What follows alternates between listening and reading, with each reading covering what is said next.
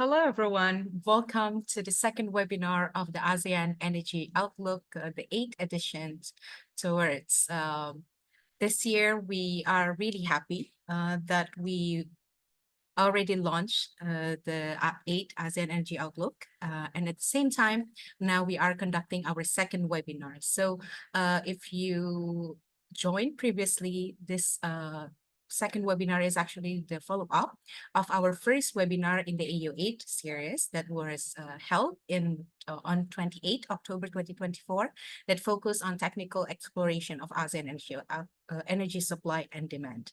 And now we are adopting a new theme for this webinar. It's called Strengthening Multilateral Cooperation for ASEAN's Sustainable Energy Future. My name is Amira Polkes. I'm an analyst of the Energy Modeling and Policy Planning at ASEAN Centre for Energy, or ACE, who will be the MC for today's event.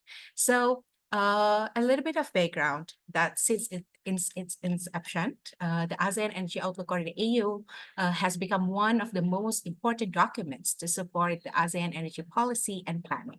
So it regularly presents the energy trends, projections in the ASEAN energy sectors, and as the flagship publication of ACE, AEO complements also and supplements the Energy Regional Blueprint, or so-called ASEAN Plan of Action for Energy Cooperation, that is providing an overview of the current energy landscape and exploring pathways of the achievement of regional and even national energy targets and beyond. And continuing the previous efforts, ACE has launched at the 42nd ASEAN Ministers on Energy meeting in Laos PDR, and AEO8 marks the second ASEAN Energy Outlook, where ASEAN has taken full leadership in data gathering, modeling, writing, and dissemination. And this is all happens with the support of the Australian government's Partnership Infrastructures initiative through the Australia ASEAN Energy Cooperation Program. There is also the support from Ministry of Energy, Ministry of Economy, Trade and Industries of Japan, USAID's USAID Smart Power Program, Energy Foundation China, and then ASEAN Climate Change and Energy Project Phase 2, or ACCEP. And ACE has initiated these public webinars with the support of the Australian Government Partnership for Infrastructures Initiative and Monash Energy Institute. So without further ado, I would like to invite Mr. Benny Suryadi as an acting executive director of ACE to deliver his welcoming remarks to kick off the sessions for today's webinar. That will be exciting because there is not only panel session, but also there will be some quiz sessions and a Q&A. So without further ado, I would like to invite Mr. Benny. The time is yours. Thank you very much, Amira, and good afternoon from Jakarta, and warm greeting for all of us to Mr. Namli and colleague from the Partnership for Infrastructure, and to our panelists, Emeritus Professor Kenneth Baldwin, Dr. Tarinya Supasa, and also our own expert Aldila Rahima, and also to the colleague from Department of the Foreign Affairs and Trade, Australia, and again to everyone who joining with us this afternoon. It's an honor to welcome you to the second public webinar of the 8th ASEAN Energy Outlook. This webinar built on the success of the AEO8 launched at the 42nd ASEAN Minister on Energy meeting, or AMEM, in September 2024. The first public webinar held last month, which explored the ASEAN energy supply and demand. So today, in the second public webinar, we shift the focus to strengthening multilateral cooperation as a critical enabler for the ASEAN's energy transition. The ASEAN Energy Outlook is a flagship report by the ASEAN Centre for Energy and a cornerstone of the ASEAN energy policy and planning. Endorsed by the ASEAN Energy Minister, it provides a critical insight to support both short and long-term regional energy targets as we prepare for the new cycle of the ASEAN Plan of Action for Energy Cooperation. Colleagues, ladies and gentlemen, ASEAN was founded based on the spirit of cooperation across sectors and the promotion of the regional peace and stability. After 57 years of establishment, ASEAN continued its collaborative effort to realize a prosperous community through a diverse approach, staying true to the mission of becoming one of the global key players. ASEAN also welcomes international stakeholders to collaborate on shared priority, including the energy sector. ASEAN energy landscape is evolving rapidly, driven by urbanization, economic growth, and the shift to a serf-based economy, which is projected to increase the urban population by 1.5 times by 2050. Addressing the growing energy demand while transitioning to a cleaner, sustainable energy system remains a complex challenge. In light of the energy trilemma, effort must prioritize not only decarbonization but also cost reduction and energy security. Under the Lao PDR's 2024 ASEAN Chairmanship, with the theme ASEAN Connectivity and Resilience, emphasis is placed on build robust energy infrastructure to ensure the energy resiliency amidst climate risk. Projects such as the ASEAN Power Grids and Trans-ASEAN Gas Pipeline exemplify this collaborative vision. Colleagues, as the only official energy outlook in the region, the ASEAN Energy Outlook 8 provides a comprehensive assessment of the ASEAN energy sectors. While the AEO8 shows that ASEAN is on track to exceed its 2025 renewable energy capacity targets, achieving a 23% share of renewable energy in the primary energy supply is projected to occur 5 years behind. This underscores the importance of improving regional energy collaboration. So today's discussion builds on the insight shared during the AEO8 launch event at the ASEAN Energy Business Forum and also the first webinar. And while the first section explored technical aspect of the energy supply and demand, this session, the second webinar, will focus on how partnership, cooperation, and policy framework can bring the AEO8 recommendation to life. We are again honored to welcome distinguished panelists from the three diverse institutions who will share the expertise on the role of multilateral cooperation in driving meaningful change for the ASEAN energy futures.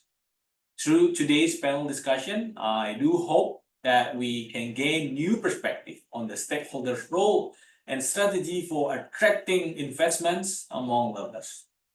While challenges remain, I'm optimistic that collective effort will help ASEAN achieve a just and inclusive energy transition. To end, it's gonna be let me convey my thankings to our partner who made possible contribution on our effort in developing the ASEAN Energy Outlook become a real products. Thank the Australian government through the Partnership for Infrastructures, which is also co-hosting the first and the second webinars. To the Ministry of Economy, Trade and Industry of Japan, including through the Economic Research Institute for ASEAN and East Asia or area, through our own projects, the ASEAN Climate Change and Energy Project Phase 2, to the United States Agency for the International Development on the Southeast Asia Smart Power Program, and last but not least, to the Energy Foundation of China. I extend my gratitude to the ACE team, to the working group member for all of the ASEAN member states, and all partners who contribute to this publication. And on behalf of ACE, I'm deeply honored to open this webinar and thanking all of you, the participant and the speaker, for your time, duration, and knowledge sharings. Thank you, and I look forward to the exciting discussion ahead. Thank you, and back to our MC. Thank you so much, Mr. Benny, for your remarks. And hold still, because I'm going to invite all of the panelists to turn on their camera because we are going to have a group photo. So I would like to invite our team to take a pictures for us. And I would like to invite all the panelists, including moderators, to take a pictures. Okay, so Is everyone ready? And may I check if the highlights already down so that we can actually show everyone in one page, please? All right. I would like to ask our ICT team in 3, 2, 1. Once more. In 3, 2, 1. All right, perfect. Thank you so much for Mr. Benny for your remarks. And then we are going to go to the next session, which is a quiz session that we are going to have. So in this quiz time, I would like to guide you through on a third-party app. So if you have your phone nearby you, so please take take pictures or maybe just scan the QR code that we have provided here. And I think my colleague will also share it on the chat box for your references as well. In this quiz time, it's more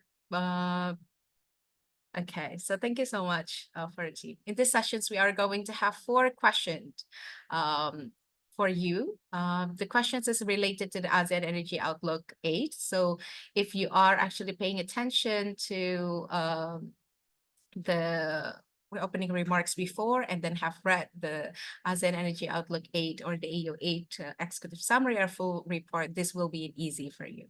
So, all right. Can I check with the team to show the screen, please? All right, so we have 87 joined already. I would like to invite you again.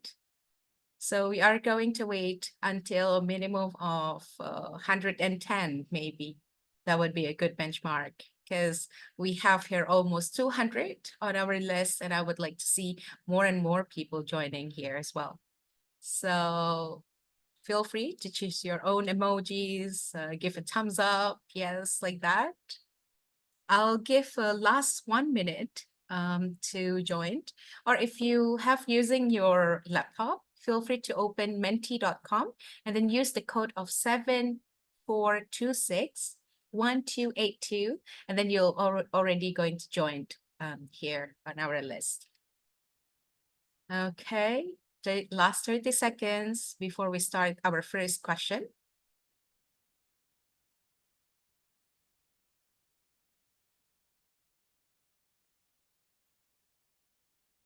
All right, 15, 10. All right, without further ado, let's go to the first question, I think, over here. So in the first question, I would like to talk you through about our scenarios. So in the AU8, there are 4 scenarios. This is actually the same question with the previous webinar. So if you joined the first webinar, you definitely know the answers. But hopefully, if you haven't joined our first webinar, then this second webinar will definitely enlighten you on this questions. So there are 4 scenarios. The first 2 is actually adopted from the previous edition, named baseline scenarios and ASEAN member states target scenarios. So the next question, the first question would be,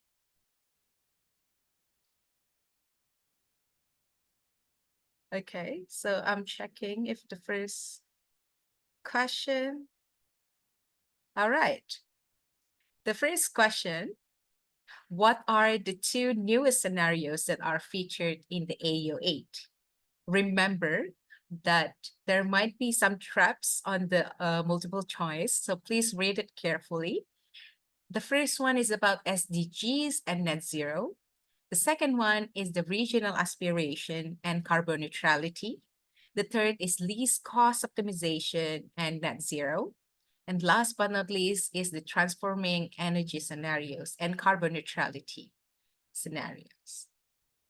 The last 15 seconds, please check which one that is the correct answer, you think. Last 5 seconds. I hope everyone can get it correctly. In 2, 1. All right. Oh my. Unfortunately, some of you actually getting trapped on the multiple choice. Actually, the real answer is regional aspiration scenarios, or RAS, and then carbon neutrality scenarios, or CNS. So next time, hopefully you can get it correct. Next one, please. Okay. This second question is also almost the same with the first webinar. The second question is about our regional energy blueprint, or the ASEAN Plan of Action for Energy Cooperation, or APAI. There are three regional targets that is set under this blueprint by 2025, which is the renewable energy share in total primary energy supply by 23%, and in installed power capacity 35%, and 32% for energy intensity reduction. So the question is, based on the AEO8, which regional targets will be achieved by 2025 under the ATS scenario? Remember, by 2025, and then the scenario is the ATS scenarios. Which one do you think is correct? Whether all three of the targets, or whether none of it, or maybe just one or two of them? Please do carefully choose which one that you think is correct, because this is also something that is mentioned by Mr. Benny earlier. So hopefully you can get it correct if you pay attention to his remarks before. Last 15 seconds. Okay, I'm getting that some of you already has the already choose. Some of you must be hesitant. But yeah, last 2 seconds. And then the answer is, oh, I'm glad everyone, majority is actually answered correctly. Unfortunately, at this time around, based on our projections, we are not going to achieve all the three targets, but we do have projected that the RE installed capacity by 35% will be exceeded by 2025 or by next year. So hopefully next time we can actually do better. But thank you so much for the answers. And we are moving on to the third questions. This is more related to our team today. So this is actually about ASEAN external relations. Just to kind of like give a clarifications and background, that ASEAN actually sets out a framework for ASEAN to widen and deepen its relation with external parties through the conferment of this formal status of dialogue partners, sectoral dialogue partners, and development partners. And currently held, ASEAN currently held quiet more than 25 countries in the engagement. So the question is, who are current ASEAN's external partners that is engaged in the energy sector and work with ACE? So do you think Australia? Do you think ASEAN plus 3? China, Japan, and South Korea? Or is it the US? Or is it Russian federations? Or all of the above? So please think carefully. I think there's a lot of options that we have now, but I'm sure that most of you would know which one is the answer, because I think Mr. Benny and me as well have been mentioning as well previously how many partners that have supporting ASEAN in the energy sector itself. Last 5 seconds. All right. The answer is, wow, the majority of you think that it's only ASEAN plus 3. Well, actually, it's good news compared to the answers that all of them are actually supporting ASEAN in the energy sectors, from projects, from supporting a technical capacities and so forth. So this is definitely something that would actually raise awareness from all of you as a participants as well, that we are actually ACE, and then as a regional think tank, catalyst, and knowledge hub actually working on with the other partners. Next. And last question. Okay, the last question is still about multilateralism. So just to give an overview, that AEO8 is actually poised to serve not only as a guiding compass, but also a catalyst for the formulations of the visionary regional targets and driving strategic energy policy development for the upcoming APIC. So I've been mentioning APAI a couple of times. Actually, the regional blueprint will end next year. So we are now developing the next one. And that is why I think this panel session would be very interesting to know what kind of support, what kind of activities that we can actually work together between ASEAN and external parties as well. So because sometimes APAEC is also used for ASEAN external partners reference on potential cooperations and support to the ASEAN energy sector. So the question is, for the last one, what role does multilateral cooperation play in achieving ASEAN's energy goals? What do you think are the role?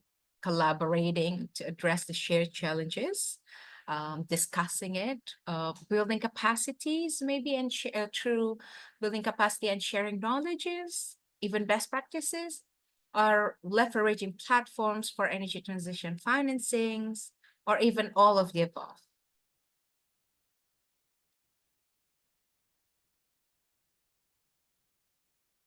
Last 15 seconds. I hope everyone can get it correctly. Because out of the three, previously only one. Last 5 seconds. 3, 2, 1. All right. Perfect. Everyone, the majorities of you are choosing the right one. Of course, it's all of the above. But I think it would be nice as well to, deep dive on this discussion later on in the panel session as well, because it's now we understand that the role of it, actually, there are so many things that we can do together. But at the same time, also some questions that might raise about how cooperations and then energy sectors could actually thrive together. All right, that's the end of the quiz sessions, and I'm so happy that although it's a 50-50, I would like to do a bit of promotions here before we jump into the panel sessions, that you can actually read all of the further details about the findings and try to verify if you think that, oh, I think my answers is right. Feel free to read it on our report. It's the AEO8 by just checking on www.go.aseanenergy.org/AEO8.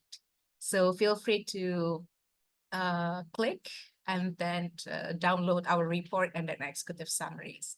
And last but not least, before I head it over, I would like to invite Ms. Rika Safrina. I think you already turned on your camera, Ms. Rika. So Ms. Rika will be the one who will present the scene setting presentation about navigating energy transition in ASEAN. Basically, it's an overview of what is written in that 200 pages of report. And feel free to ask questions if you have any throughout the session by scan the QR code on the lower right over here, because this is actually redirecting you to the Menti. And then whenever you want to have a question, feel free to drop that off. And then before I head it over, I would like to introduce a little bit about Ms. Rika. So Ms. Rika is our team lead of the ASEAN Energy Outlook 8, and then also a senior analyst of Energy Modeling and Policy Planning Department at ASEAN Centre for Energy. So without further ado, Ms. Rika, I would like to invite you to your presentations. Yeah, thank you so much, Amira, for the nice introduction. Let me share my screen. Good afternoon from Jakarta. I'm Rika Safrina, the AEO8 team leader from the ASEAN Centre for Energy. Thank you very much for all participants and distinguished panelists who have joined our second webinar of AEO8 today. Before we deep dive into the discussion later, allow me to present to you the scene setting about navigating energy transition in ASEAN, which is based on the results and findings of the 8th ASEAN Energy Outlook. So AEO8 utilized the latest data of 2022 as the base year with projection up to 2050. There are 4 scenarios, as you know already from the quiz. So AEO8 starts with the baseline scenario, which is based on the historical trends without any policy intervention.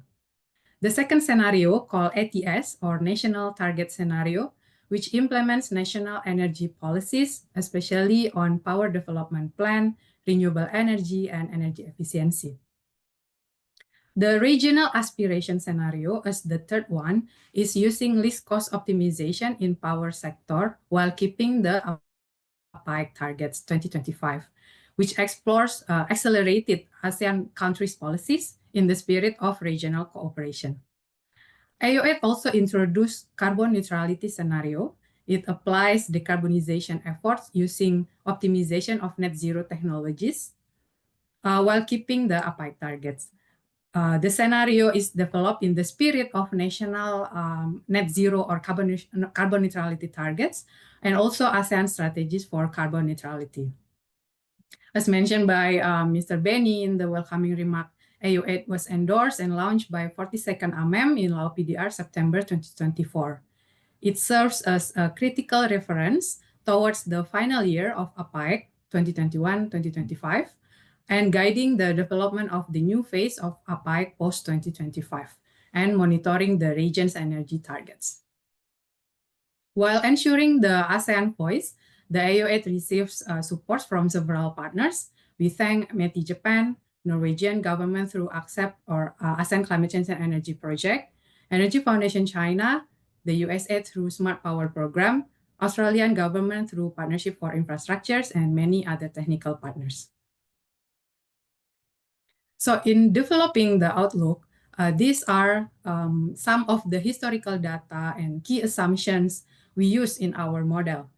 Population and economic growth are the main driving factors of ASEAN energy consumption. In 2022, the total ASEAN population increased by 1.2 times compared to 2005 level. GDP per capita reached around $5,300 in 2022, rising from $5,000 in the previous year. ASEAN economy is expected to grow faster in 2023 compared to the world average, with an expected average growth rate of 4% between 2023 and 2050.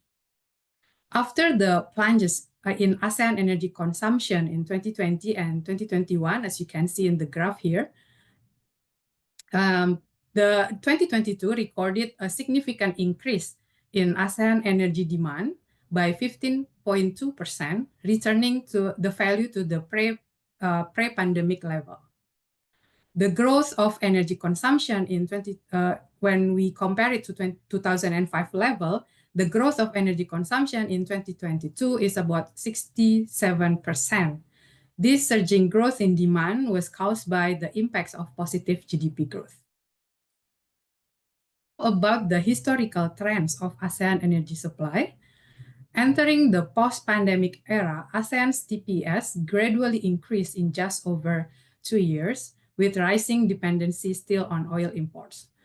ASEAN's TPS demonstrated a strong recovery in 2022, closely mirroring the growth observed in the total final energy consumption.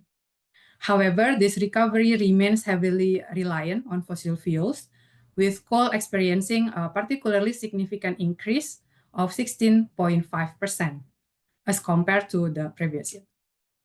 Coal dominated the region's energy mix, accounting for 31.5%. ASEAN is a net importer of oil since before 2005 and a net exporter of coal and gas in the global trade.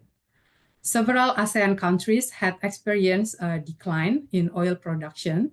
Consequently, the ASEAN countries had increasingly turned to oil imports to bridge the gap, with an annual growth rate of 16%.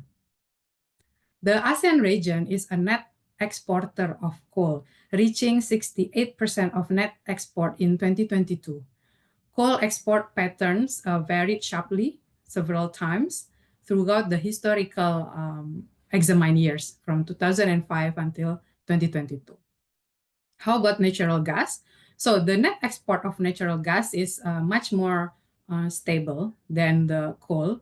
The annual variation of growth or decline were relatively low, but the 2005 number, about 28%, decreased to 21% by 2022.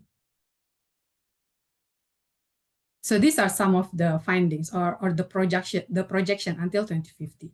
Following the historical trend only, energy demand of the region is expected to increase by 2.6 times in 2050, based on 2022 level, dominated by industry and transport sectors.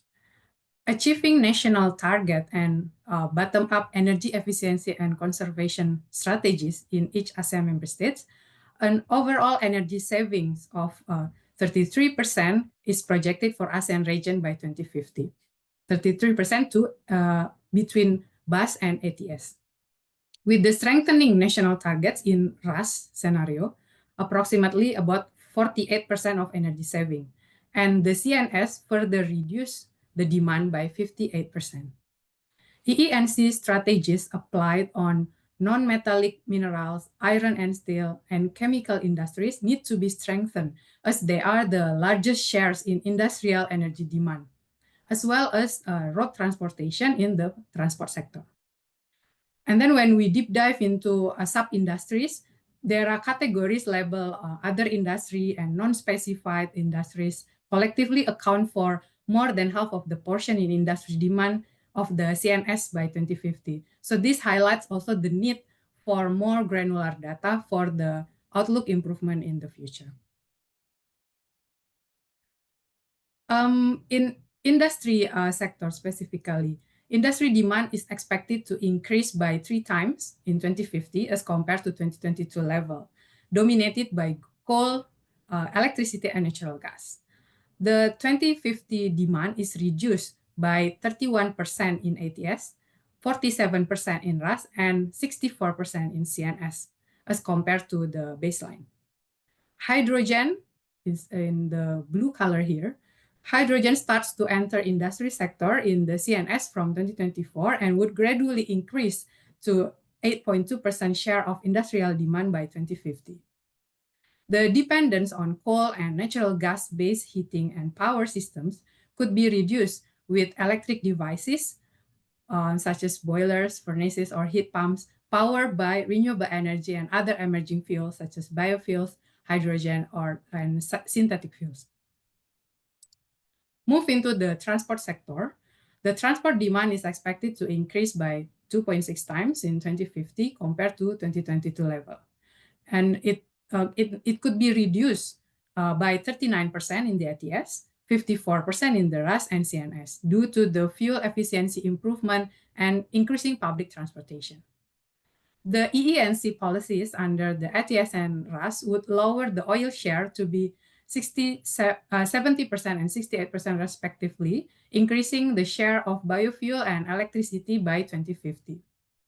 As you know, some of the ASEAN member states are quite ambitious or play a pivotal role in biofuel and bioenergy production. They have already several specific bioenergy policies. For example, Indonesia's biodiesel blending mandate program has evolved from 2.5% in 2008 until 35% in 2023, with plans to increase this rate further. Similarly, Malaysia has applied a biodiesel blend of 10% and aims for 30% by 2025. And then there is also the Philippines to implement a gradual increase of biodiesel blend. In terms of the mode of transportation, motorcycles are widely used in the ASEAN countries for short-distance urban mobility.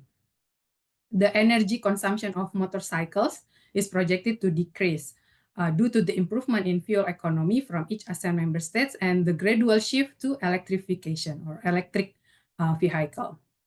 With technology maturity and affordability, electrification of motorcycles could be the low-hanging fruit for decarbonization and curbing oil demand. Towards achieving carbon neutrality in the CNS, we project that a significant increase in electrification with around 48% by 2050. Hydrogen is projected to take a significant share, up to 19.5%, mainly for freight transport. And SAF, or sustainable aviation fuel, in the region remains limited, with the fuel share for the whole region at 3.2% by 2050 in CNS scenario. Moving to the residential sector, Cooking and user devices account for the largest share in residential. In the ATS, the energy consumption in cooking is expected to be 28 MTOE by 2050, which is lower than bus 37 number 37 MTOE. This 25% savings is due to the reduction of oil and traditional biomass, which are mostly attributed to more efficient cooking. For example, in rural areas, there is a noticeable transition from traditional biomass to LPG, while in the urban households, they are increasingly switching from LPG to electric stove. Fossil fuels continue to dominate the energy mix in the primary energy supply. But under the ambitious scenarios, such as CNS, the fossil fuel share drops significantly. Natural gas remains a key transitional fuel across all scenarios, growing steadily in ATS and maintaining a 20% share in the CNS by 2050, supported by emerging technologies like natural gas combined cycle with CCS. ASEAN aims to reach a 23% share of RE in TPS by 2025, as set in the APEC phase 2. Currently, in 2022, the RE share in TPS reached 15.6%, so leaving a 7.4% percentage gap to meet the 2025 target. ASEAN will likely miss this 23% RE share target by 2025 under several scenarios. But if carbon neutrality strategies are fully implemented, as we explore in CNS, the region could exceed the target with 24% RE share. Hydropower continues to be a dominant renewable energy source with significant capacity expansion projected, especially under RAS and ATS and RAS. Geothermal energy also plays a significant role. But in CNS, we see more notable solar and wind, and driven by ASEAN's roadmap for carbon neutrality.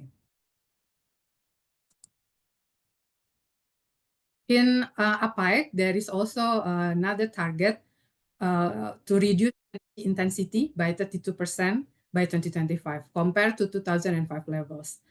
As of 2022, the region achieved 24.5% reduction, still short of the target by 7.5 percentage points. By 2025, ATS projects a 31% reduction, slightly missing the target, but RAS and CNS both surpass the target with 34.2% in RAS and 33.7% reduction in CNS.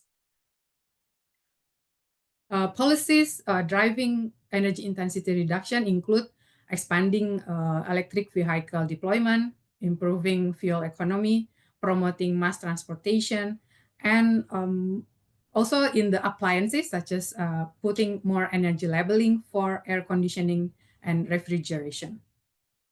Financial incentives will play also a crucial role in accelerating the adoption of energy efficient technologies.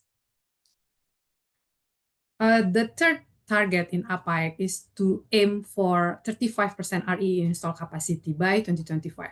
As of 2022, the RE share stood at 33.6%. The projections shows that ATS and RAS could surpass the 2025 target with the shares of 39.6% in ATS and 41.3% in RAS. By 2050, ATS, RAS, and CNS demonstrate strong growth in renewable energy install capacity, reflecting a balanced approach between ambitious policies and cost optimization strategies. In terms of power generation, in 2022, fossil fuels accounted for 71.2% of the electricity generation mix.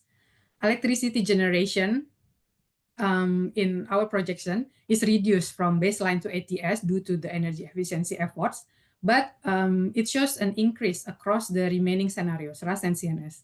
Such phenomena or trend can be attributed to the increase in the electrification policies, especially in power development plan, the ambitious power expansion that set by the ASEAN member states, and also mark the shift towards renewable energy sources under more ambitious scenario.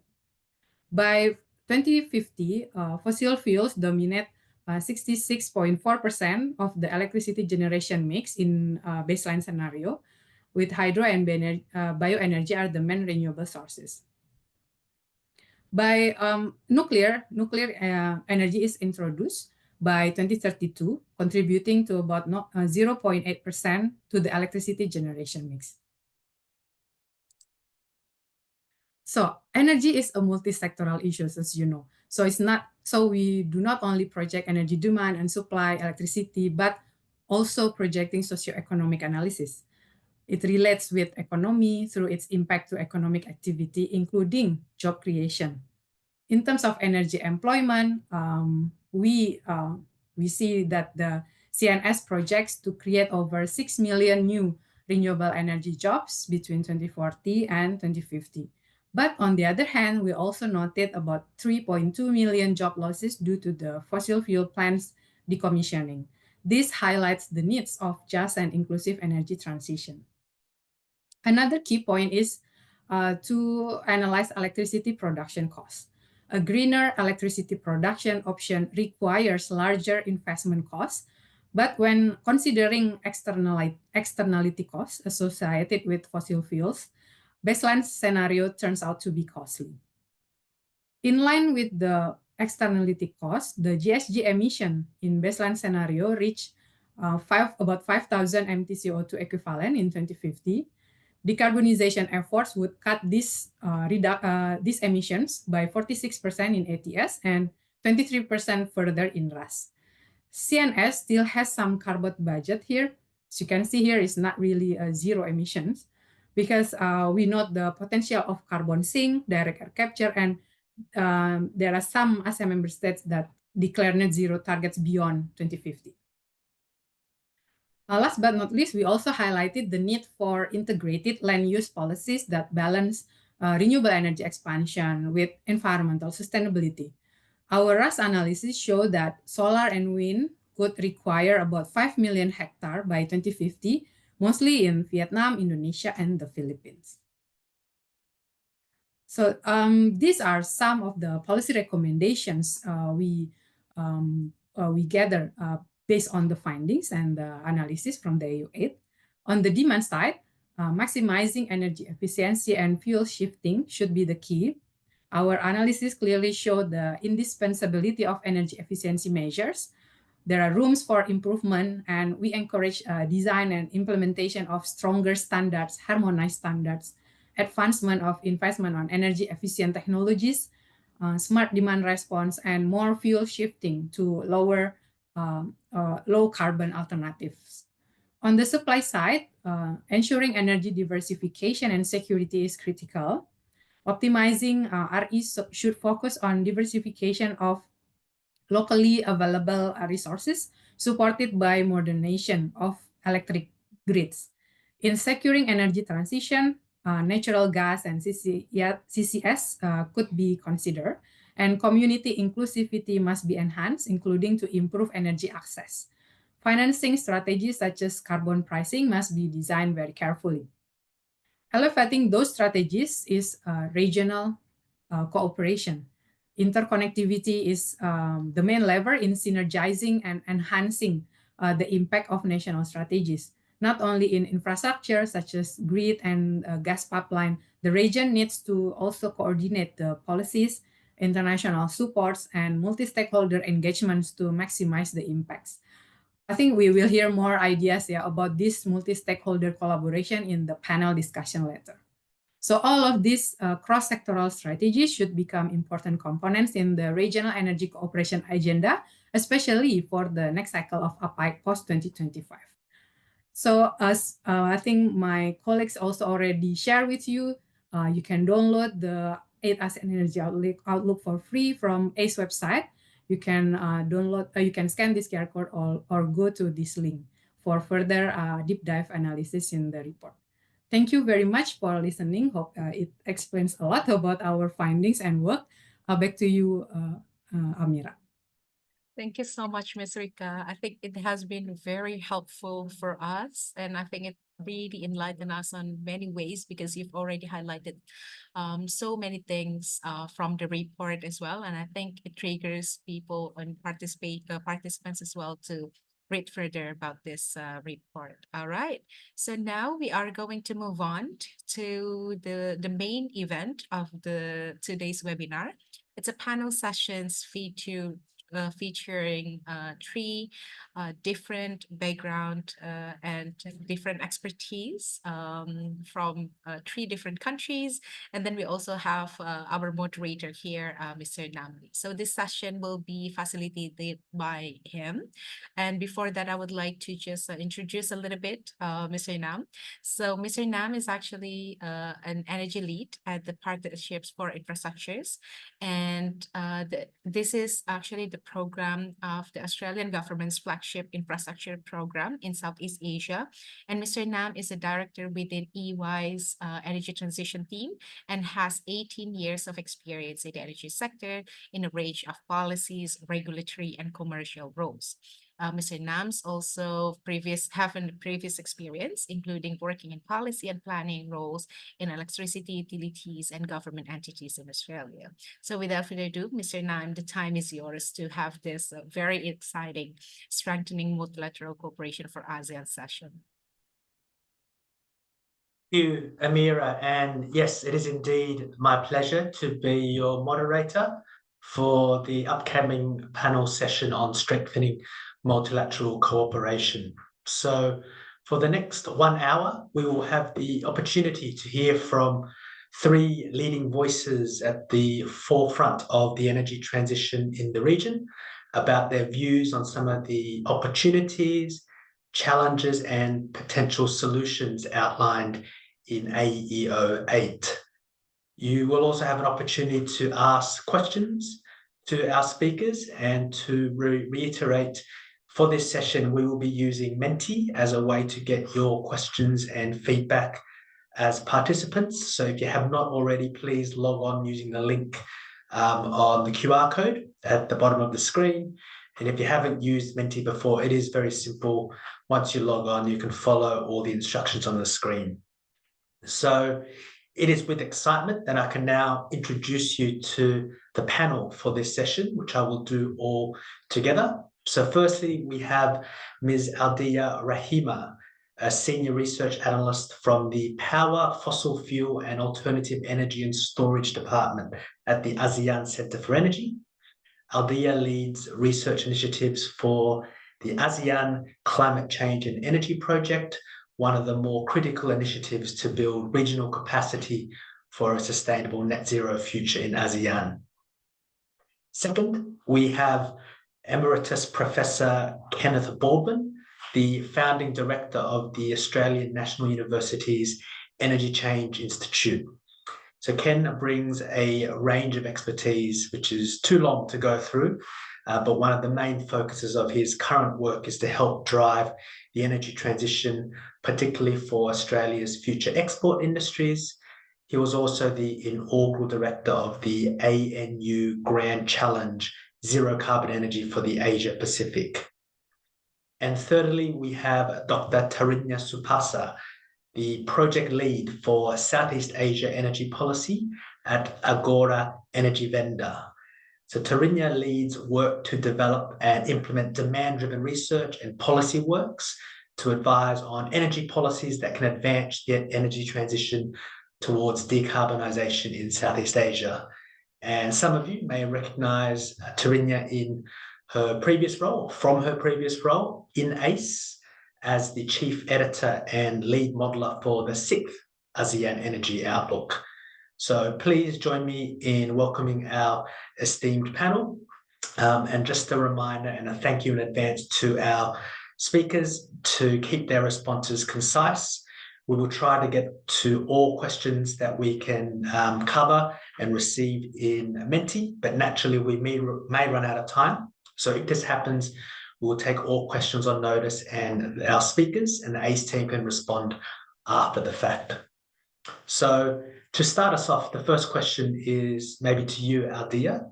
So one of ACE's roles is to unify and strengthen ASEAN energy cooperation and integration by implementing relevant capacity building programs and projects to assist ASEAN member states to develop their energy sector. Can you tell us about the next phase of the ASEAN Plan of Action for Energy Cooperation and what it is likely to cover and how the AEO8 has informed this? Thank you. Thank you so much for the question. It is indeed a very good question to start this panel. And I think just to give a little bit of context on this, so for everyone who perhaps not familiar with APAEC, so we call it the ASEAN Plan of Action for Energy Cooperation, in short, APAEC.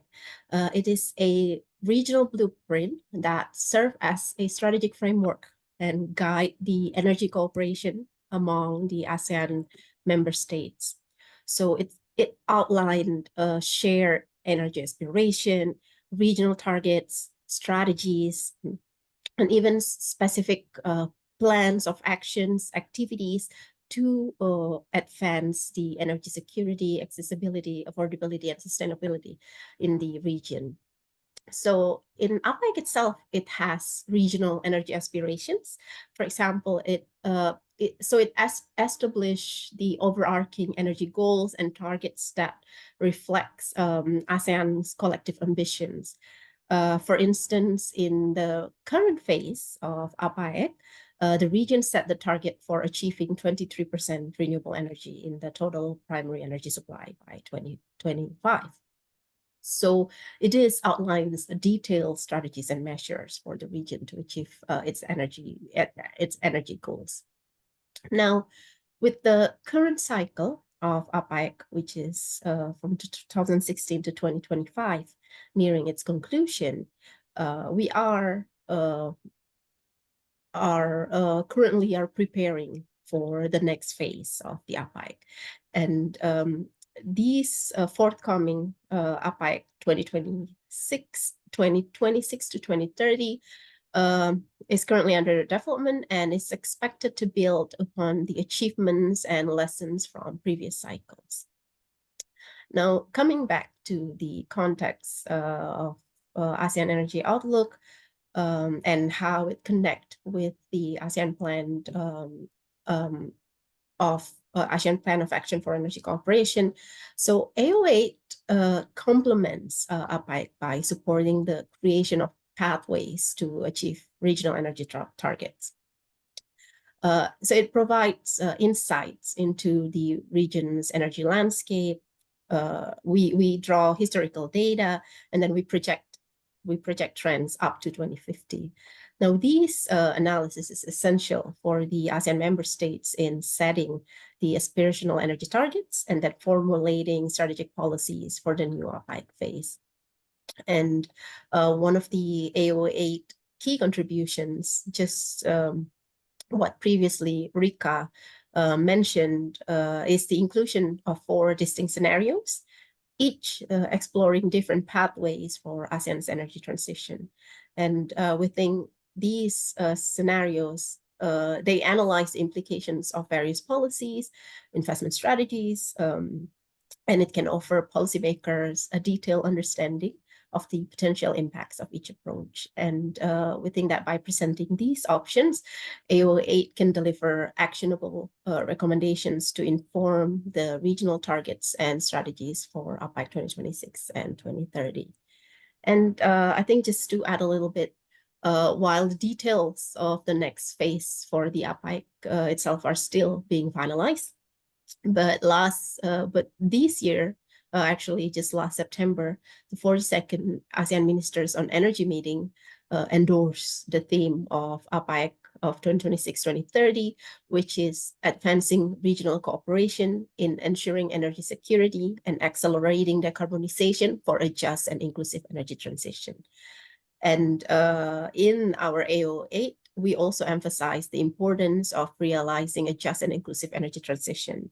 So therefore, these projections and analysis within AEO8 can provide valuable insights into how ASEAN member states can achieve this goal, and making it a crucial reference point for shaping the next cycle of APEC. I think I'm going to stop this. Thank you, Lon. Thank you, Adia. That's a really good way to kick us off with this panel session. So just to dig a little bit deeper on some of the themes you covered there, just a question for you, Dr. Tarinya. So one of the important AEO8 recommendations is for ASEAN member states to invest in multilateral cooperation aimed at enhancing energy interconnectivity and flexibility. So what are the main opportunities for these two concepts, energy interconnectivity and flexibility, that can be facilitated by greater multilateral cooperation?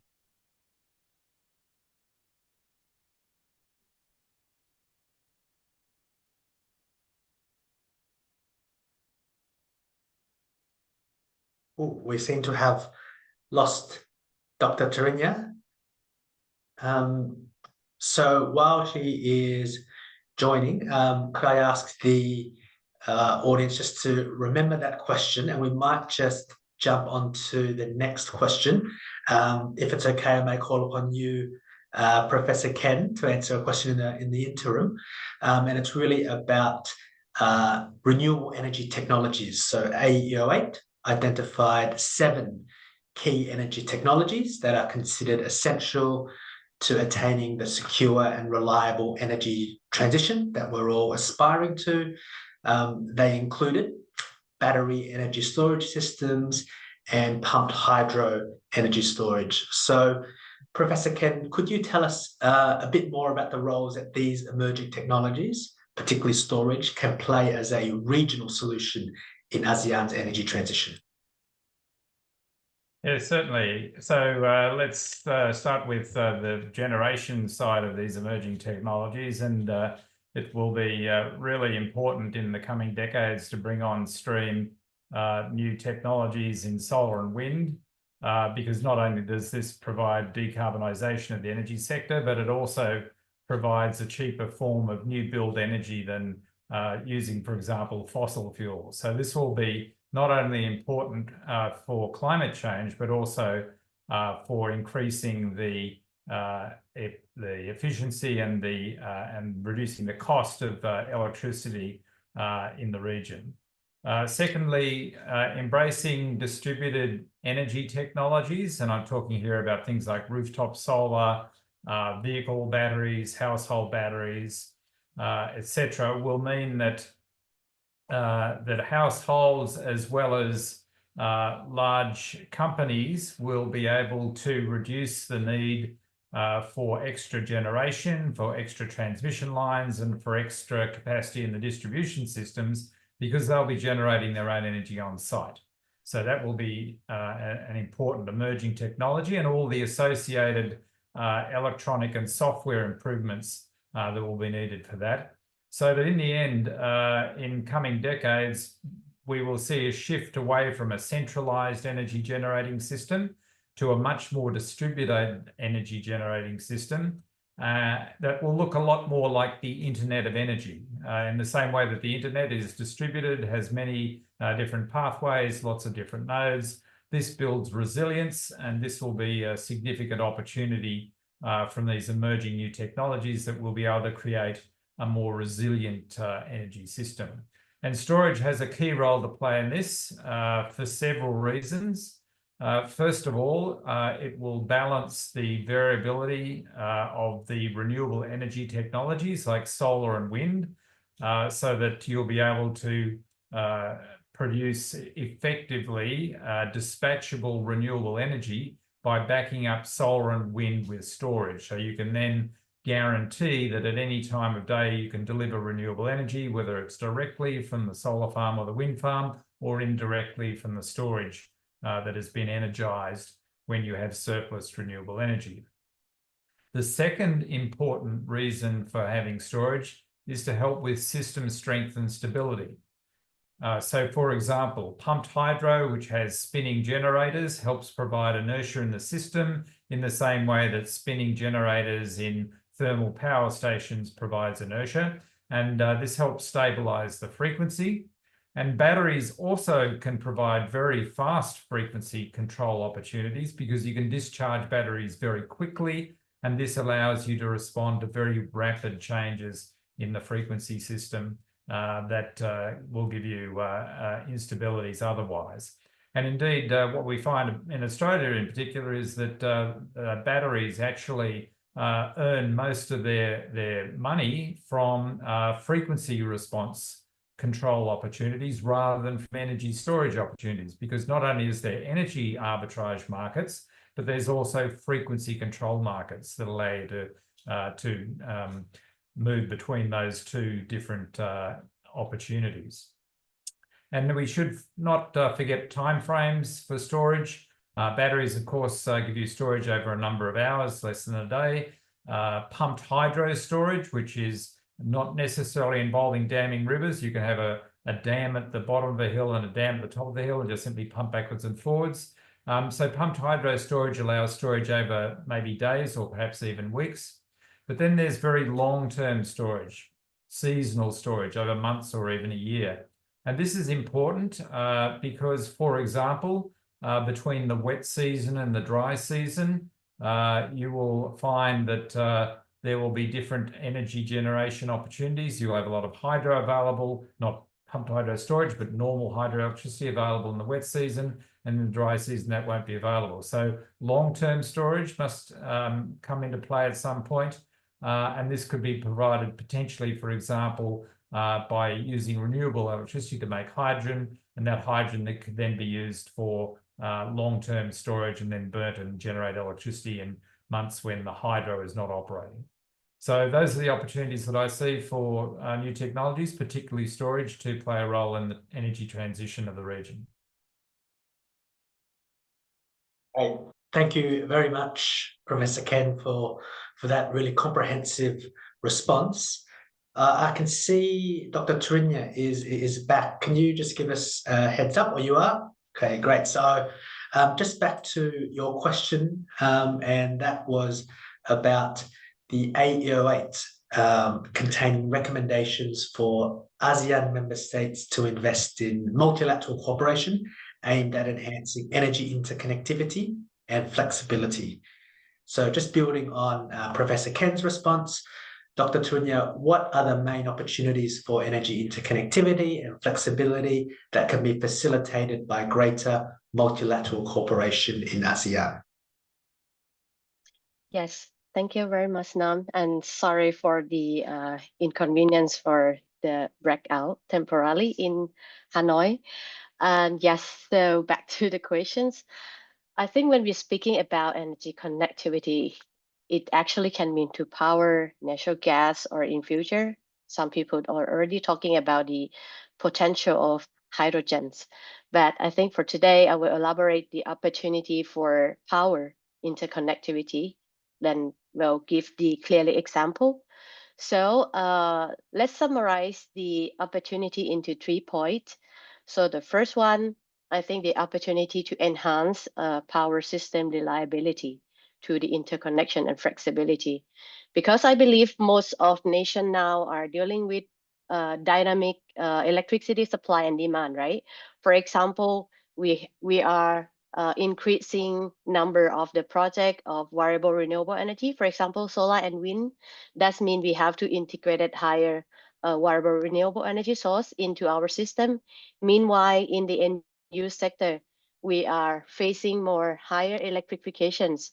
For example, electric EV, which become higher share in many countries, and in future will be higher heat system in industry, for example.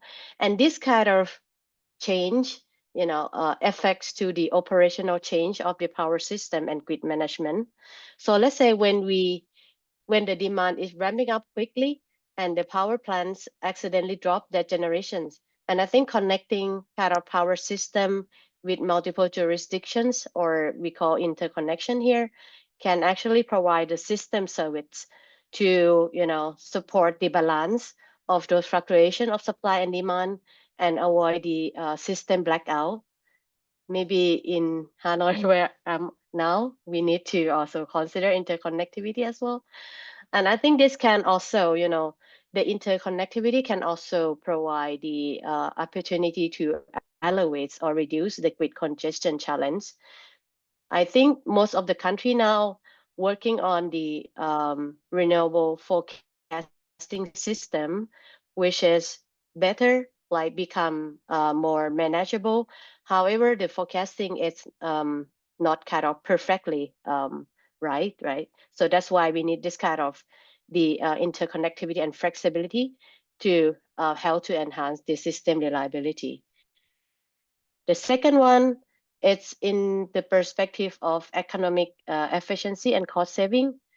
I think because Ms. Rika already present from the AEO8 key finding that electricity demand will increase substantially, and that's because come from the economic growth trends, for example. And maybe some of us know, like building more power plants and reinforce the grid, building the new grid, it takes times. It can take years, right? And it requires a substantive investment of each member state. And also, I think from the latest report from IEA, is showing that the new energy investment trends is go to clean energy investment more than the conventional power plants. And that means the new power generation source is coming with more characteristic of modular, which means more and smaller. And also sometimes it can be far from the demand side, because this is depend on where the solar and wind resource are available. So in those cases, to ensure that those increasing demand will met with the supply, I think for these interconnectivity and flexibility are required, across jurisdiction, like different country, to support each other. And then for the surpass generation, which is sometimes is come from the unpredictable, like wind and solar, it can be traded to neighboring country to avoid the curtailment. Meanwhile, sometime when the demand is ramping up quickly, we can call for the capacity from our neighboring country, like from their existing power plant, to support this kind of demand. The last one, do you hear me? Because it show internet instability. Okay, so I think the last one, it's about to integrate higher renewable energy share and able to supply the green electricity to meet their business demands and also support their carbon neutrality achievement. Because having this kind of interconnectivity and flexibility, they can able to manage the variable renewable energy in a better cooperation with the flexible existing power plant, and this can actually provide a positive impact to accelerate the renewable energy investment in ASEAN. So I think this is a 3 example of how the opportunity that is bring to their country and different jurisdiction. Thank you very much, Dr. Turinya. Thank you to all the panelists. That's really been a helpful start in understanding the opportunities about what could be possible. We just wanted to move on to some of the challenges now. And so back to you, Aldia. So from your perspective, how should we consider uncertainties and external risks when we review the analysis undertaken in AEO8? And how does this inform the new phase of the APAEC that you referred to earlier? Thank you, Nam, for the question.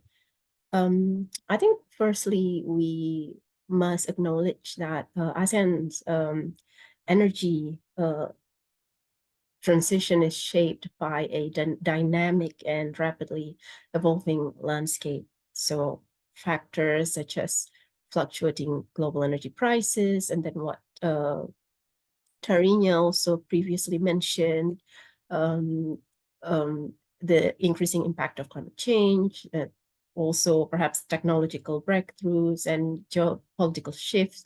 It all can introduce significant uncertainties into long-term energy planning. So in the context of ASEAN Energy Outlook, it is essential, I think, to understand that the projection is also rely on assumptions about economic growth and then policy adoption and also technological adoption. Therefore, I think integrating a thorough consideration of these uncertainties and risks is critical for us to ensure that the APEC 2026-2030 remains robust and effective. And I think AEO8 already takes steps to address this through its methodological design by providing the 4 scenarios, and then also these scenarios allow us to test on perhaps how the strategies, the regional strategies might perform under varying conditions. And not only that, I think we also must consider how, I think Tarinya also mentioned previously that how enhancing interconnectivity it offers a powerful tool to address a lot of these uncertainties and risk. For example, the ASEAN Power Grid allows the ASEAN member states to share resources, to balance energy supply and demand across border, and even reduce vulnerability to national level disruptions, I think. And similarly, the Trans-ASEAN gas pipeline also provides flexibility by enabling access to diverse energy sources.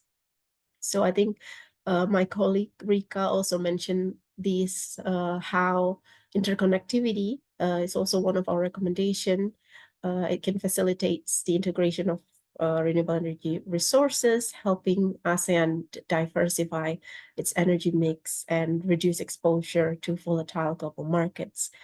And of course, enhanced energy storage and demand response mechanisms supported by cross-border infrastructure can provide additional flexibility to manage fluctuations in energy supply and demand.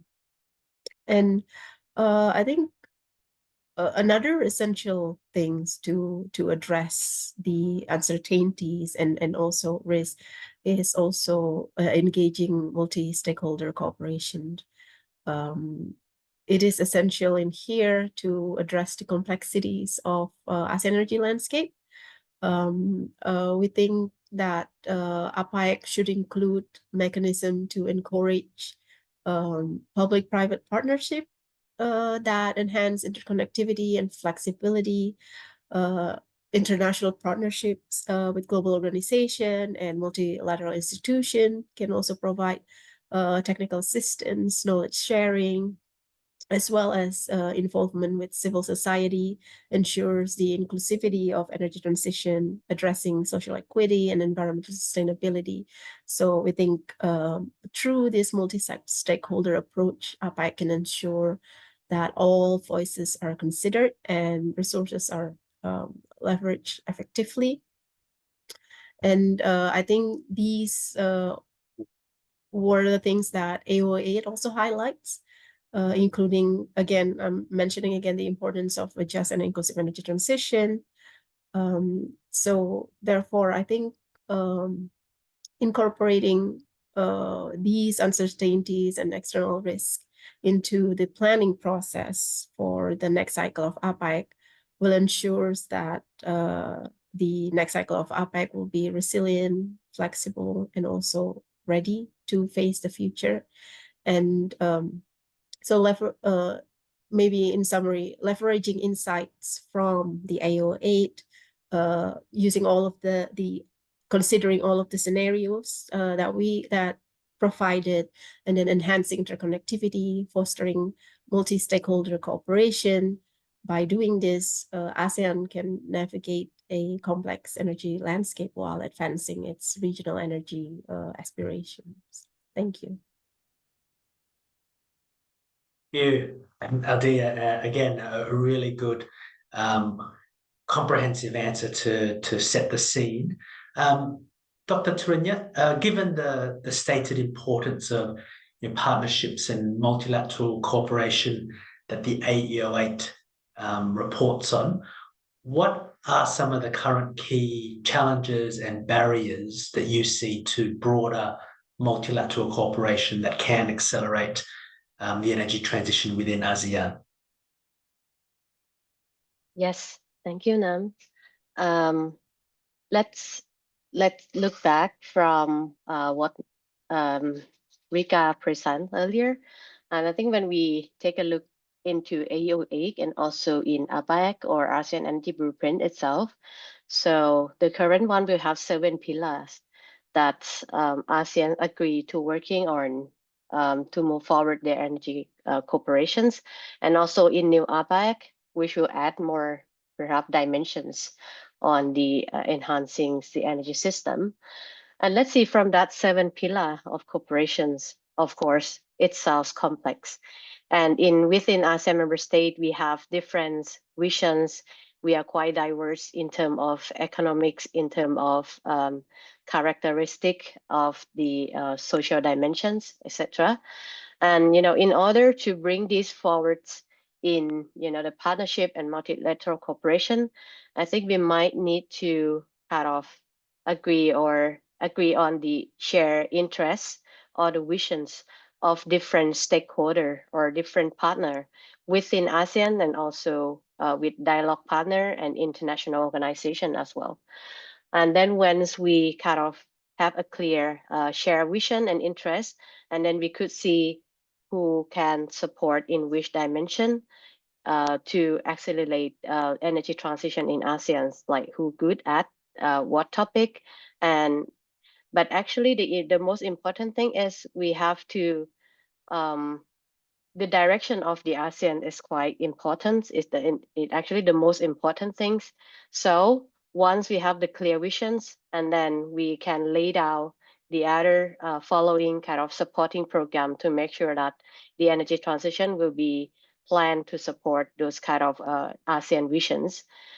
The second, I think the barrier is we now have to go for energy transition, and most of the country now have to go, for example, the carbon neutrality, which somehow require the more supply of the green energy supply, for example. And then the next step is how to put this goal into actions. And those actions might come from different time scale. For example, now we have long-term goal, and then we have to consider about how to make that long-term goal become a short-term goal or medium-term goal with probably the sectoral target as well. And this will lay down kind of the easier, or can facilitate the way that we can lay down the different program from different partner, and then we can see which program can working on, which topic, for example, which program can working on power system flexibility, and then which program can working on the capacity building for policymaker and also for a different stakeholder in the region, for example, and that can support each other to together will achieve the goal. And I think this is kind of not the hard barrier, but just to make sure that in order to strengthen those partnerships, I think we have to have this kind of clear roadmap and mapping different stakeholder in interests and visions, and also put some clear goal in shorter term. Thank you, Dr. Tarinya. And then maybe just your perspective, Professor Ken, before we move into our last section. So a question for you in relation to variable renewable energy and storage in the region. Could you share some of, I guess, your observations on the main factors constraining the deployment of those technologies in the region? You are just on mute. We can Ken? say that that in relation to the challenges for deploying renewable energy, there are 4 areas that are important. One is market challenges. The second is transmission challenges. The third is technical challenges, and the fourth is social challenges. So in terms of the market, one of the things I think that is limiting the deployment is the ability to discover the price or the cost of renewable energy. And that's because currently often in the region, power purchase agreements dominate.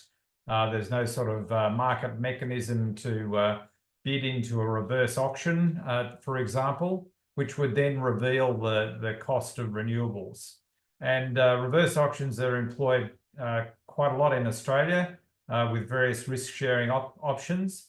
And worldwide, the global experience is that reverse auctions actually drive down the cost of the generation because it's a very competitive process. So I think that is the big market challenge, to discover the cost of variable renewable energy. Transmission is also going to be a limiting factor. It requires the build out of extra transmission to build connections between the renewable energy zones where solar and wind are being built, often well away from the demand centres, and then getting the electricity to those demand centres. So for this, long-term strategic planning is needed, both at a national level and, as we'll discuss a bit later, in the multilateral trading level. With the technical challenges, this will be around integrating inverter-based systems into the grid from renewable solar and wind farms, and providing system stability when these variable renewable sources are integrated into the grid. And this requires clever software control operating systems, introducing things like synthetic inertia, frequency control, etc. And the other technical challenge is arising from the large-scale dissemination of consumer energy resources, rooftop solar, demand management, battery storage, etc. And the utilities have very little visibility of this investment by households. And it's very hard to predict exactly what the impact is going to be hour on hour on the provision of energy into the grid or the demand of energy from the grid. So increased visibility, better forecasting is going to be really important. And then finally, there's the social challenges.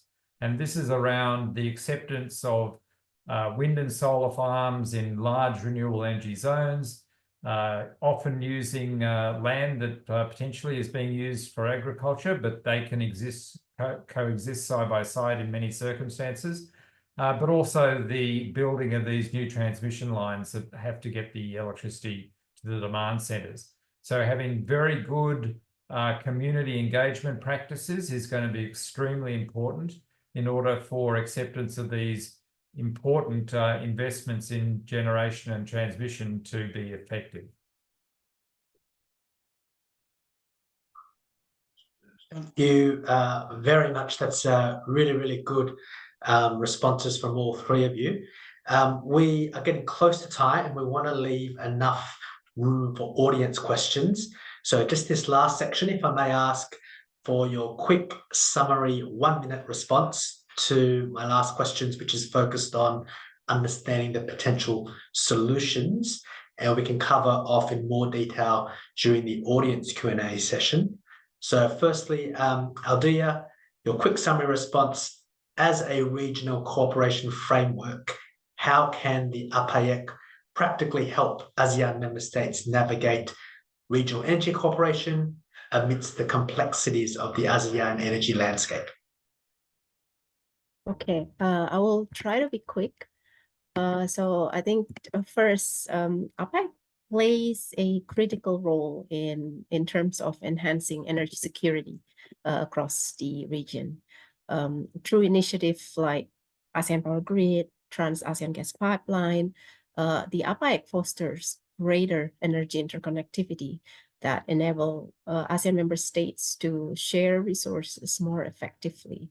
And this also reduces countries' vulnerability to energy supply disruptions and provide a more resilient regional energy system. Additionally, APEC also encouraged diversification of energy sources, I think, which is essential in mitigating risks associated with external shocks.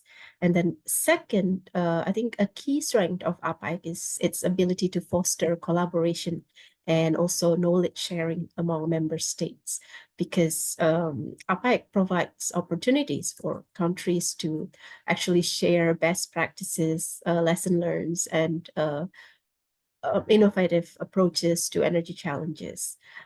It also supports capacity building initiative, such as workshop, technical assistance programs, and this will equip member states with the tools and expertise needed to implement these strategies effectively. And then last but not least, I think another important aspect of APEC is its role in driving the region's energy transition toward a low carbon energy system, because by integrating decarbonization goals into regional energy planning, I think APEC can support member states in achieving their national determined contributions, and it sets a clear target for renewable energy deployment and energy efficiency improvement, and encourage more joint projects to accelerate the transition in the region. So I think I will stop here. Thank you. Thank you, Aldea.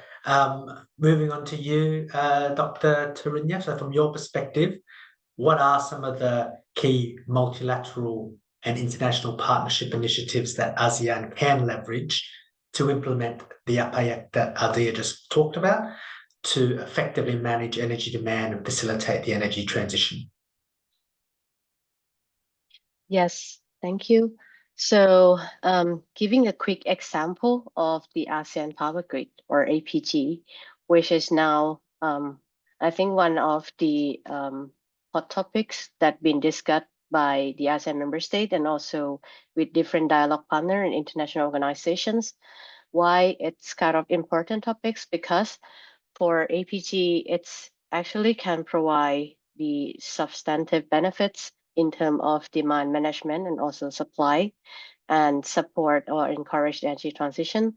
For example, for the one who are not familiar with this APG, because they have the demand, right, from Singapore, that they would like to procure the renewable energy to supply to their country and to meet the need of the business, for example. And then from Laos, they have the abundant resource of hydropower that can be traded to the existing infrastructure of Thailand and Malaysia. So I think based on this APG is one of the good example of, showing the collaboration and tries to respond to the demand that need by one member state and can be supplied by the one member state. Because it's not just talking about the energy topics, but now we are talking about the social dimension on economics as well, because the energy that can supply across the border can actually generate income from one country where they have like the access supply. And this is just one of the example, and APG is ongoing, and in future it will kind of expand that to the second line BIMP. And now we see kind of more demand from, let's say, buying the green electricity from subsea cable, for example. And I think this is just the example of the demand is there. But now the question is how we can respond to that demand quickly enough to generate this kind of economic growth with the energy transitions. Because the demand is come from, let's say, the foreign direct investment, because some of them already have the target to achieve carbon neutrality or climate neutrality, like maybe in 2030, 2040, let's say quicker. And for ASEAN, if we would like to extract those kind of investment into our regions, and I think we have to sit together and see this is the demand that will ramping up in coming year for sure, and how we can build this kind of international cooperation to ensure that ASEAN can grow together to supply those kind of clean energy to respond to those demand. And I think that's kind of just the example that we'll elaborate here. Yeah, thank you. Thank you, Dr. Trinya. And just to give your views, Professor Ken, how could greater multilateral and regional cooperation specifically help ASEAN and ASEAN member states with implementing the new variable renewable energy and storage technologies that you've covered earlier today?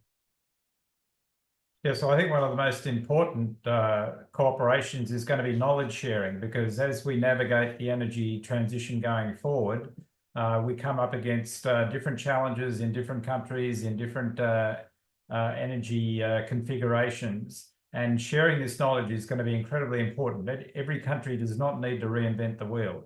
And a good example of this is the program NUN that you or I are working on with the Future Electricity Vietnam project between Australia and Vietnam, where we are doing exactly that, and there's knowledge flowing in both directions. So I think that's incredibly important. The second thing that we have to focus on is the trade of renewable energy across borders, because then you can take advantage of the geographic distribution of renewable energy resources. So let's say offshore wind in Vietnam is blowing at a time when there's no solar, or there's lots of solar in northern Thailand when offshore wind's not happening in other parts of the region, this sort of thing. So that will be a really important sharing of resources on a time basis that enables a much better result for everyone concerned. And then, of course, there's pumped hydro storage, which can act like a big battery for ASEAN. And many countries have excellent pumped hydro opportunities, and that can help balance things backwards and forwards between countries when the renewable energy isn't there in particular geographic regions. And just building on that, potentially there is the opportunity to link with the vast renewable resources in Northern Australia. We see projects like Sun Cable, for example, which is looking to send electricity from Northern Australia to Singapore. So again, these linkages can then flow across the region through a pan-ASEAN power grid. And then finally, this actually reduces costs. So we've done modeling on this. I'll put the report into the chat. But what we find is that by cooperating and trading electricity between countries, you reduce the overall investment in generation and in storage. Even though you invest more in transmission, you actually save money in the long run. So this is going to be incredibly important to try and decrease the cost of the transition overall. Thank you very much. And you really covered a lot there, Professor Ken, including one of the questions that the audience has asked. And so it was around knowledge sharing, particularly the role of development partners. You've already covered a bit about Australia. So maybe a question for both of you, Aldia and Dr. Trinya. Could you talk about the roles that development partners, so Australia is one, but there's obviously many others. What role do development partners play in supporting the energy transition in ASEAN, investments in ASEAN as a whole, as well as with individual ASEAN member states? Is that maybe a question I can pass over to you first, Aldia, and then keen to get your thoughts, Dr. Trinya? Yes, sure, Nam. I think, of course, development partners play a pivotal role in terms of accelerating ASEAN's energy transition, not only by providing financial resources, but also technical expertise, capacity building, support, and as mentioned previously by Professor Kenneth, and then also it can facilitate regional collaboration as well. For example, in the providing financial support for the energy transition, such as funding large-scale projects. I think we see a lot of big partners that are helping the region to de-risking investment, provide guarantees, and to attract more private sector investment in terms of sustainable energy infrastructure. And then I think in terms of facilitating technology transfer and innovation, it can help by giving access to technologies such as smart grids, battery storage, and then also funding pilots and demonstration projects. I think these are some of the role that they can do. And then in terms of capacity building and knowledge sharing, obviously, by facilitating knowledge sharing, DP enable the member states to learn from successful energy transition initiatives. And I think these can also provide support to regional institutions as well, such as ASEAN Centre for Energy, for example, that we can enhance our ability to coordinate and also monitor the regional energy transition efforts. And I think previously mentioned by Terina as well, fostering multilateral cooperation by supporting regional initiatives like ASEAN Power Grid and also Trans-ASEAN Gas Pipeline is also one of the things that DP can help to promote or enhancing ASEAN's energy transition. That will be my answer. Thank you, Nam. Appreciate that. Thank you. I'm just going to pass it over to both Dr. Terina and Professor Ken and just add a few sort of other questions that I thought you might be able to address. But firstly, I just wanted to remind everybody, participants, to log on to your Menti, continue submitting questions, but there's also an area where we're asking for your ideas about how can ASEAN enhance multilateral cooperation to effectively manage sustainable energy transition. There's a 200 character limit, so please keep your responses concise. We'd really like to hear them. So maybe over to you first, Dr. Terina, and then Professor Ken, but in particular, the role of development partners, but also how can we structure this cooperation given the diverse characteristics of each ASEAN member state? That's going to present some challenges, and how do we overcome those challenges? So maybe over to you first, Dr. Terina, and then afterwards, keen to hear from you, Professor Ken. Yes, thank you, Nam. So I think Adela already mentions about the capacity buildings and knowledge sharing. And yes, I just would like to confirm that, everyone are leaning towards to an energy transitions. Some's actually more progressed than the other. And in this particular circumstance, let's say our development partner, let's say Australia or in Europe, they are more kind of progressing in terms of integrated higher renewable energy in the power system, because the evidence show that some country they already integrated like more than 50%. And I think meanwhile in ASEAN, we are in the initial state, like average of the integrated of renewable energy is around 5%. 5% is only variable renewable energy like solar and wind. Hydro doesn't count, and biomass doesn't count. So that means, yes, there are many examples, good and failure experience can be shared amongst, different partner here. And apart from that, I just would like to add from what Adela just said. I think one of the role which is quite interesting in my perspective is because we can see the trends of restructuring supply chain, in the global supply chain from last year to this year.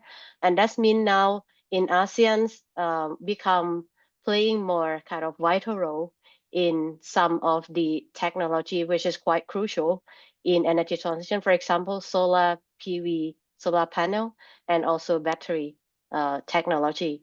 And I think the roles that we could work together with developed partner is how to make sure that this kind of the opportunity come with the global supply chain restructuring can support the opportunity to growth for ASEAN member states in terms of how we can integrate that this kind of upcoming inflow of the investment to make sure that we are leaning toward green energy transitions.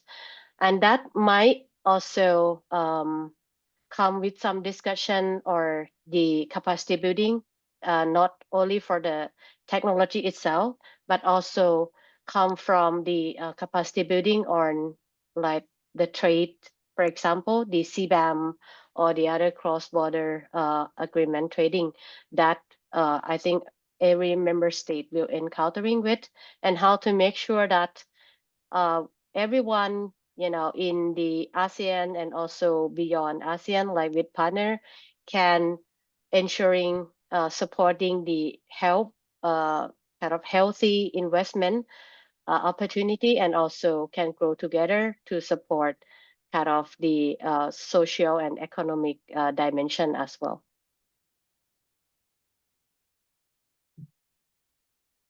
Yeah, so if I can maybe just contribute from the perspective of the technological side of things in particular. So as Tarinya mentioned, there are countries that have a lot of experience with very high levels of renewable penetration on average. For example, Denmark. But it's not just the average penetration. It's actually the penetration within particular bidding zones. So in Australia, for example, the average renewable energy in the grid at the moment is around 40%.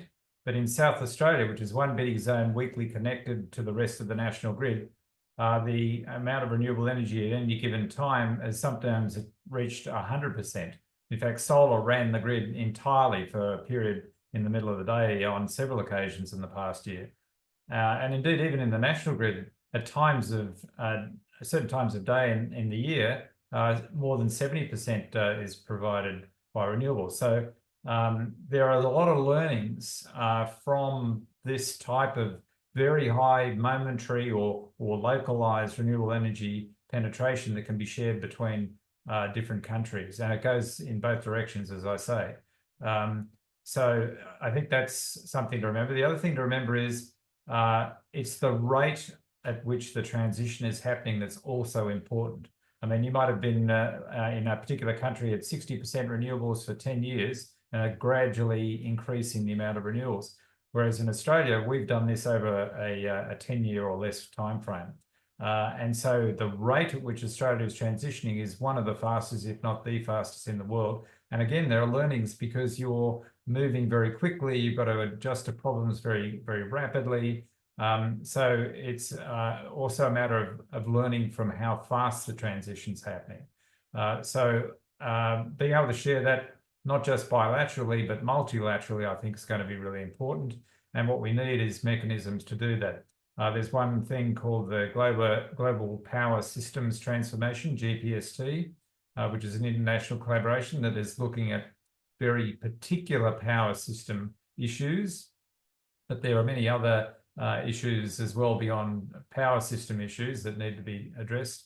And I think the opportunity for multilateral knowledge sharing is going to be incredibly important. Thank you. Really, really useful and thought-provoking responses. So there just was a question around just going back to some of the challenges around the themes we're talking about, strengthening multilateral cooperation, emphasizing the regional and multi-country approaches.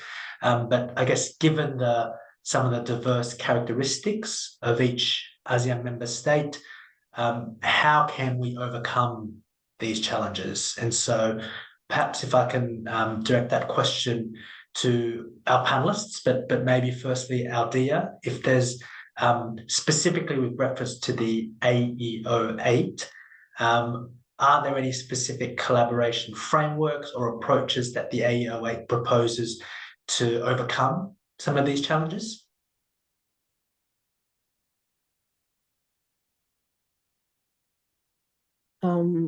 Yes, Nam, thank you so much for the question. I think in terms of how to overcome these challenges with the very different or and ASEAN's diversity with the spanning economic development levels, energy resources availability, and then of course the policy as well in each nations. It presents unique challenges and yeah, for each of these nation, and how then we try to see in here to for the region to achieve a cohesive and also of course effective energy transition. I think what the AEO8 has recommend in terms of these we recommended in 3 different sites, I think previously mentioned by Rika. In the demand side, the AEO8 mentioned regarding enhancing energy efficiency standards, investing in efficient technologies, smart demand responses, and also encourage fuel shifting to cleaner energy as one of those recommendations in terms of energy transition in ASEAN. And then in terms of supply side, we recommend renewable energy sources diversification, modernize electrical grids, and also ensure community inclusion as well in there. But I think what also important in this is in terms of regional cooperation. I think we coming back again with the promoting interconnectivity, including ASEAN Power Grid as well, and then developing supportive policies, including clean energy investment incentives, while ensuring energy security and affordability, and of course, fostering international cooperation to accelerate the transition and engage with various stakeholders to ensure broad support and can address all of these concerns that the region are facing. Thank you. Thank you, Aldia. I mean, I don't know if Dr. Trinya or Professor Kenya wanted to add anything there. If not, we've just got one last question which I might pose to both of you to share your thoughts on, and it's more of a specific one about a technology which I don't think we have covered in today's webinar, and it's about ASEAN's vast coastal and marine resources. So the question is, how can member countries collaborate to scale up the development and deployment of marine renewable energy technologies, such as offshore wind, such as tidal, such as other types of technologies? This will be our last question, so maybe if I can give the last word to you first, Dr. Trinya, and then Professor Ken. Thank you.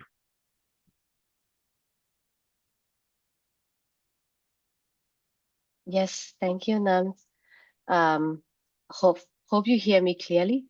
And yeah, because the network not really stable here, I think from the marine, let's say, technology for energy transition, perhaps we should start with more kind of the framework of, because for marine, it's actually quite, it's not only the energy topics, but it's more, well, usually it will touch upon kind of environmental issue as well, right?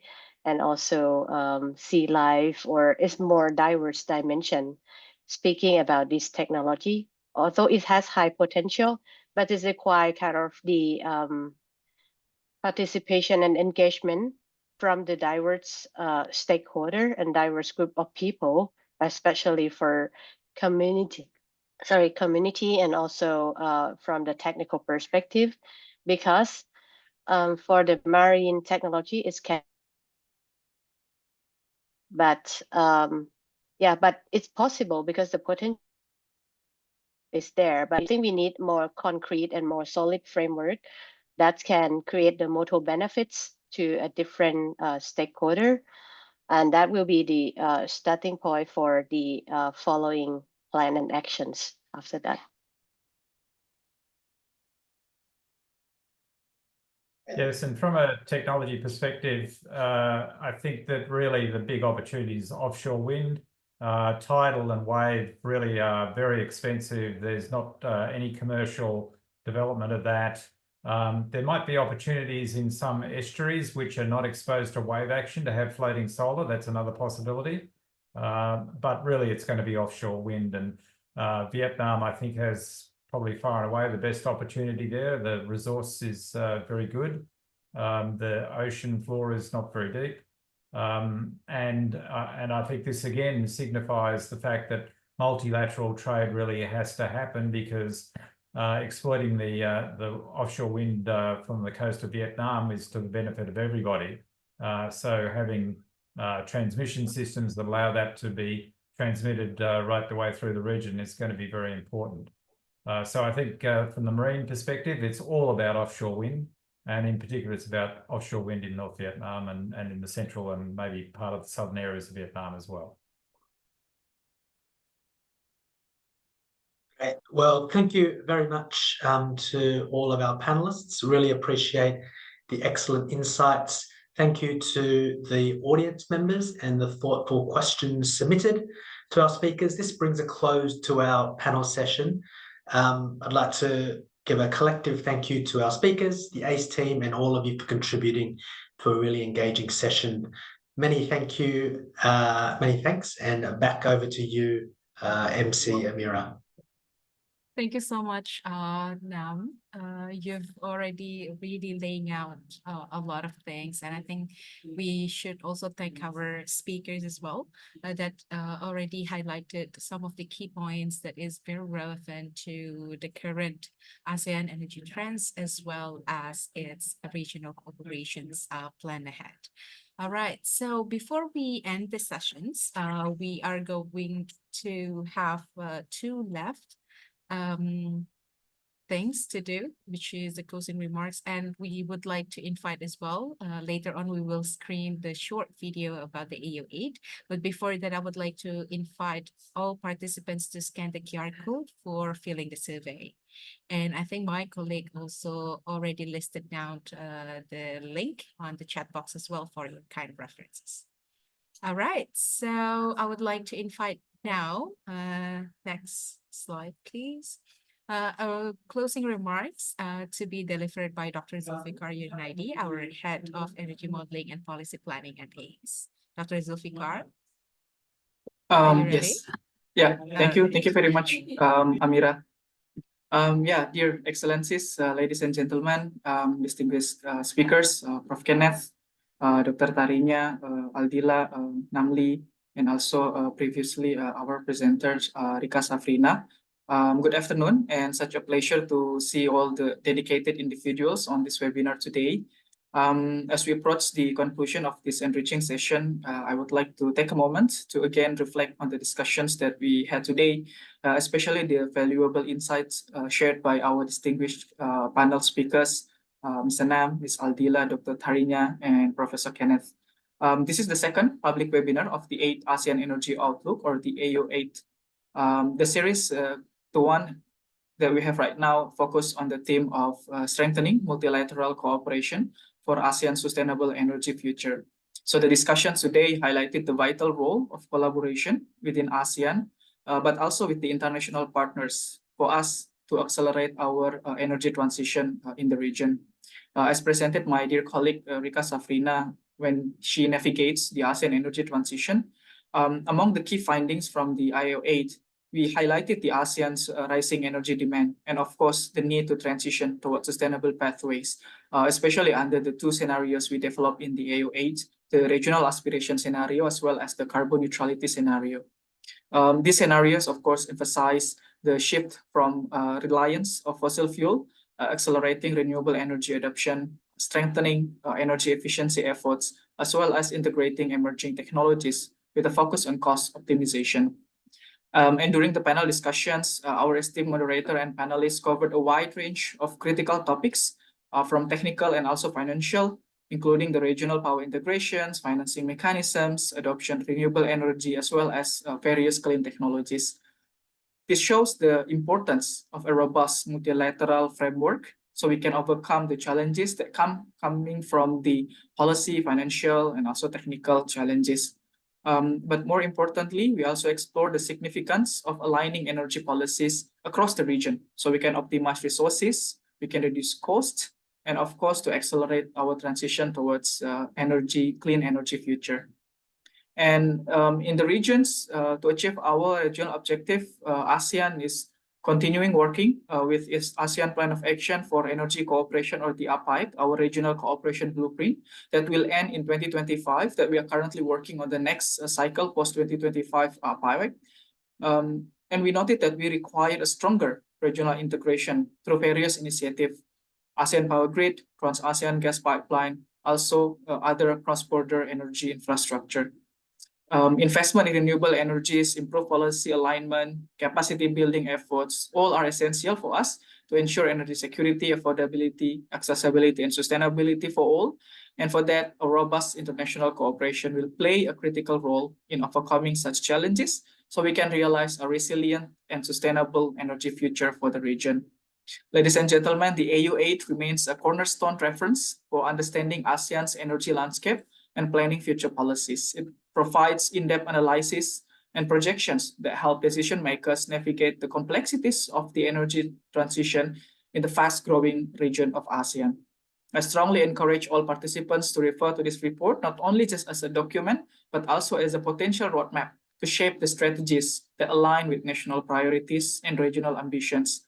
By leveraging the scenarios and recommendations in the AEO8, ASEAN can build a more sustainable, resilient, and inclusive energy system.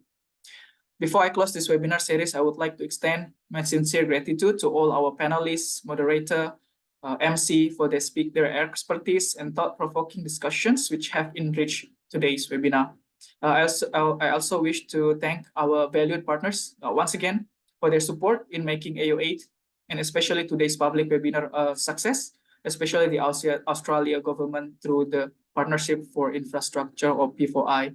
Lastly, of course, I would like to express my highest appreciations to the team from the ASEAN Centre for Energy, for the working group members from the ASEAN member states, and all participants today for your dedications and your contributions. So today's sessions again has demonstrated the strength of our collective efforts and the importance of partnership in advancing ASEAN energy transition.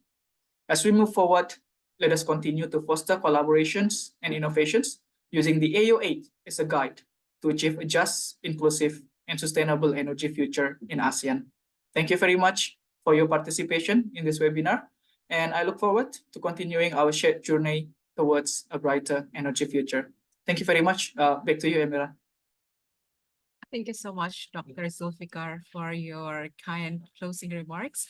And I would like to again invite you to download our AEO8 by scan the QR code, or just type it on your website on your webpage in the go.aseanenergy.org/AEO8. And now we are going to also screen a short video about the AEO8 key findings. So without further ado, please enjoy the video.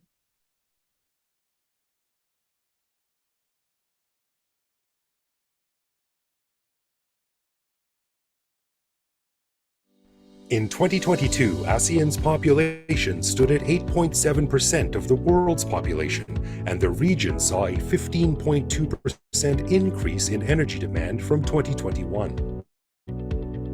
The ASEAN Centre for Energy, or ACE, represents a central role in the ASEAN energy sector while supporting regional sustainable development and economic growth.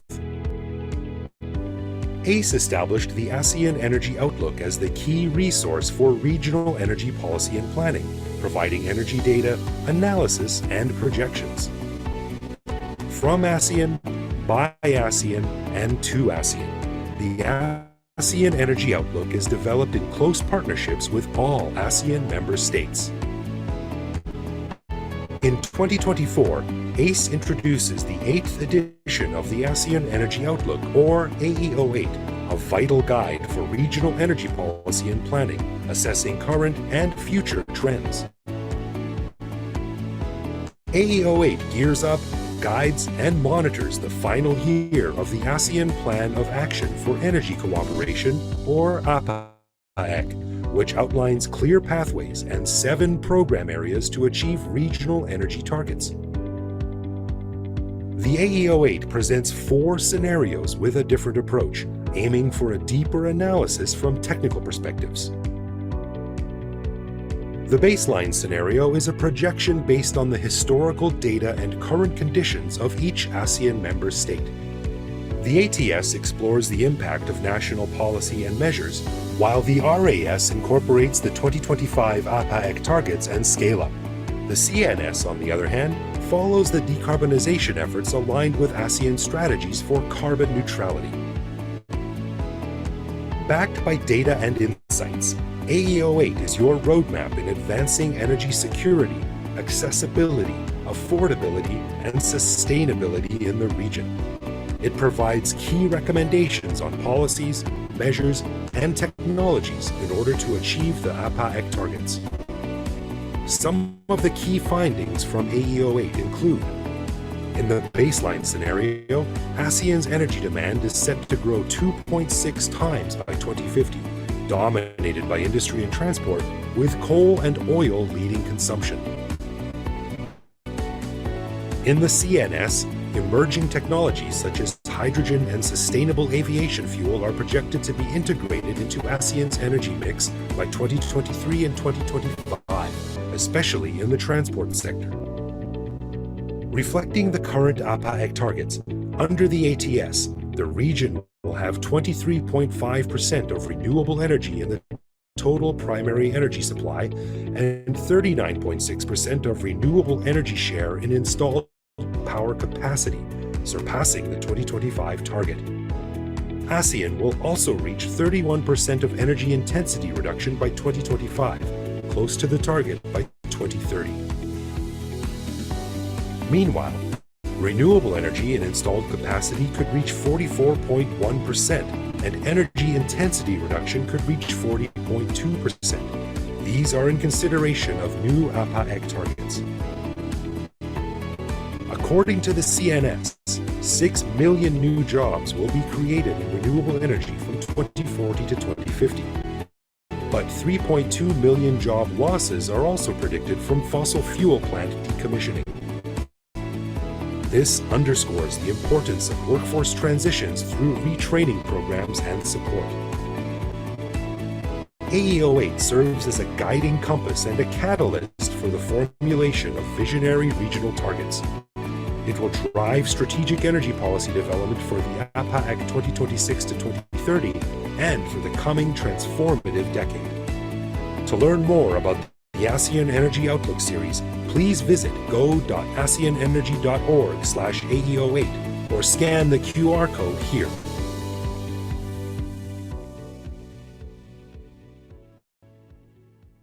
Yes, and that is for the AEO8 introductions video, and I hope you enjoy that.